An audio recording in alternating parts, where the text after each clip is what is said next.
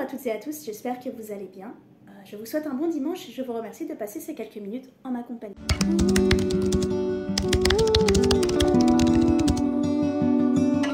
Est-ce que vous pensez que l'humeur des auteurices, c'est comme les règles? Non, parce que, je ne sais pas si vous êtes au courant, peut-être petit fun fact que vous allez apprendre, quand plusieurs personnes ayant ces règles vivent sous le même toit, leurs cycles menstruels ont tendance à se synchroniser.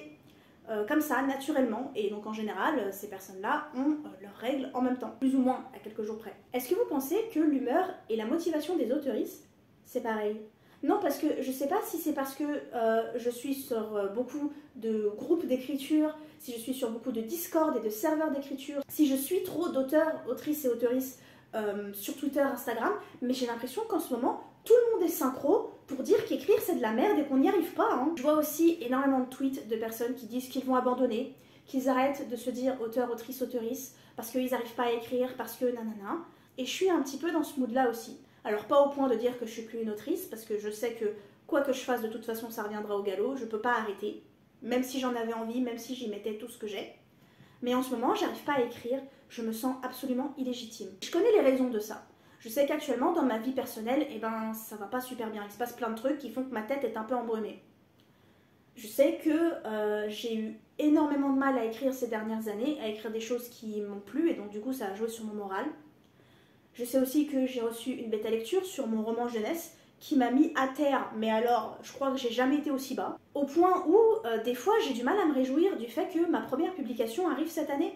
Alors que c'est quand même un truc de dingue que je n'aurais jamais cru vivre de ma vie. Donc du coup, oui, je suis pas dans un bon mood pour écrire, donc j'écris pas.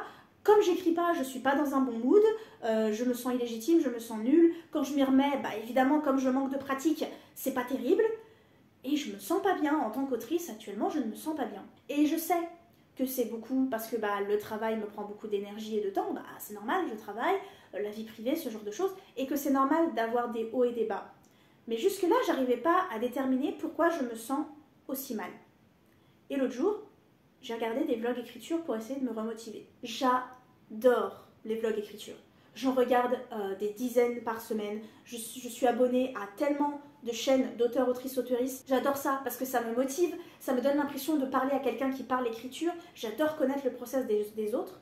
Sauf que voilà, ils sont extrêmement positifs, ces vlogs en général. Je me sens parfois un peu comme un ovni sur YouTube parce que j'ai l'impression que dans mes vlogs écriture, je me plains tout le temps de pas y arriver, que ça ne marche pas, que je sais pas trop ce que je fais, que j'ai l'impression de patauger. Et à chaque fois, je me dis, les gens vont détester parce que je fais que me plaindre, je suis super négative. Sauf que pendant que moi, eh ben, je me sens mal d'être aussi négative entre guillemets, sur ma vie d'autrice, ce genre de choses, et ben moi je reçois des messages qui me disent, qui me remercie en fait de parler de la réalité de l'écriture, de pas en faire un truc tout édulcoré, de pas en faire un truc waouh j'ai écrit 100 000 mots cette semaine, parce qu'en fait je pense que la majorité d'entre nous, eh ben notre vie c'est pas un vlog écriture. Et je pense d'ailleurs qu'on a du mal à se rendre compte que les gens qui font des vlogs écriture, leur vie, ce ne sont pas des vlogs écriture. On a tendance à trop se reposer sur les réussites et le positif des autres. Ce qui d'un côté est bien, on devrait être fiers de ces auteurs, autrices, auteuristes. Et on devrait se servir de leur réussite pour nous motiver nous. Sauf qu'on a tendance à devenir jaloux, on a tendance à se comparer et à se sentir illégitime. Donc on va repartir sur de bonnes bases. C'est pas parce que moi je me plains de l'écriture que je vous parle mieux de la vraie écriture que les autres. En fait, la vie, c'est pas un vlog écriture. C'est normal que vous n'arriviez pas à écrire si vous avez des enfants à charge, si vous avez une santé compliquée, si vous n'avez pas le temps ou si vous n'avez pas envie. Je sais pas si vous avez remarqué, mais notre vie, on n'en a qu'une et les heures dans les journées sont assez limitées. Si vous avez plusieurs hobbies ou si vous n'avez pas le temps d'écrire, ben, des fois, il faut faire un choix. Et en fait, les vlogs écriture, c'est comme les réseaux sociaux.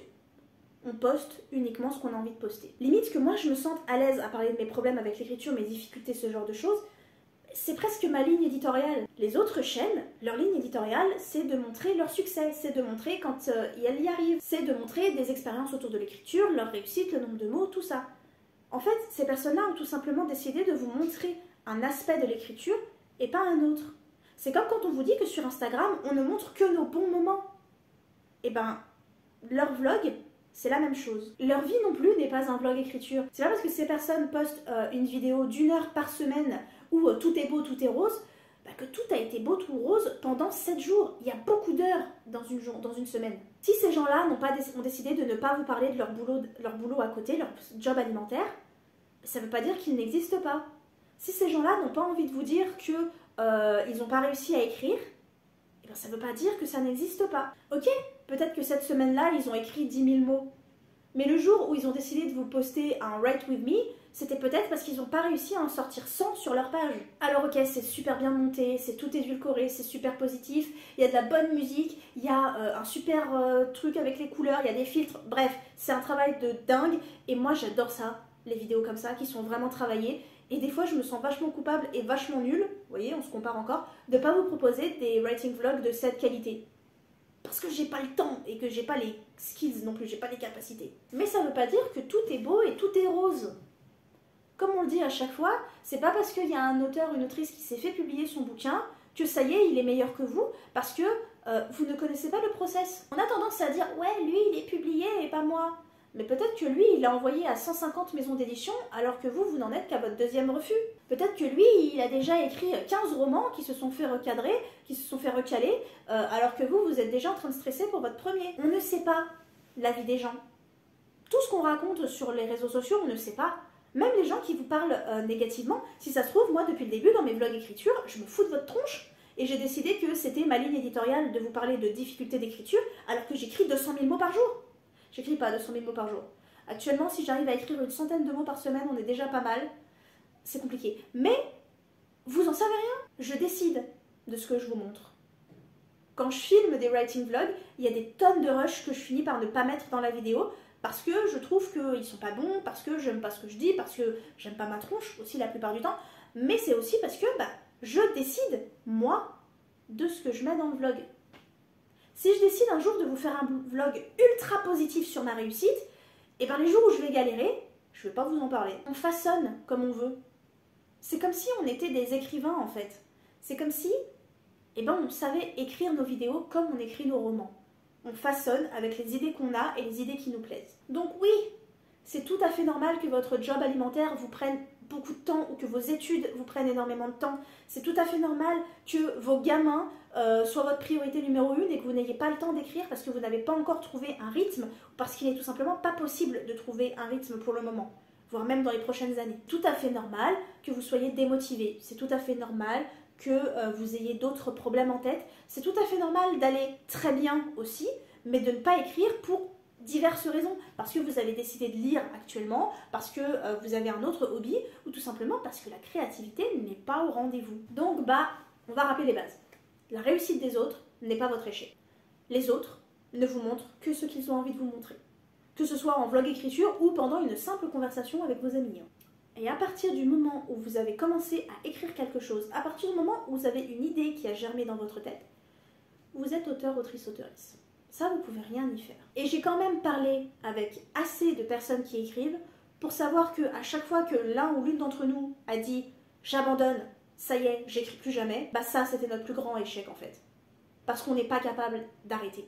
Soit parce qu'on finit forcément par s'y remettre, soit parce que le temps qu'on ne s'y remette pas, aussi longtemps que ça dure, il y a un bug quelque part. Il y a un truc qui ne fonctionne pas dans la machine, on sent qu'il nous manque quelque chose. On en a déjà parlé en fait, mais vous n'avez pas besoin d'être doué en écriture pour écrire, vous n'avez pas besoin d'être publié pour être un bon auteur, autrice, auteuriste. En fait, on vous demande juste d'écrire, c'est tout. La vie n'est pas un vlog écriture. Tout n'est pas tout beau, tout n'est pas tout rose. Et c'est pareil chez tout le monde. Peu importe la ligne éditoriale de nos réseaux sociaux.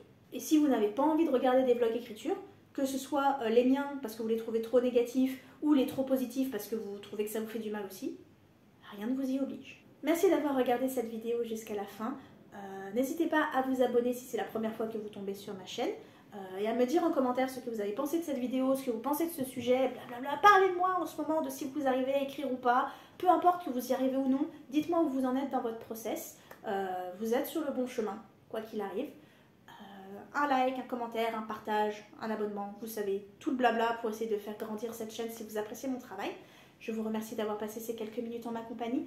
Je vous embrasse et je vous dis à la semaine prochaine. Prenez soin de vous.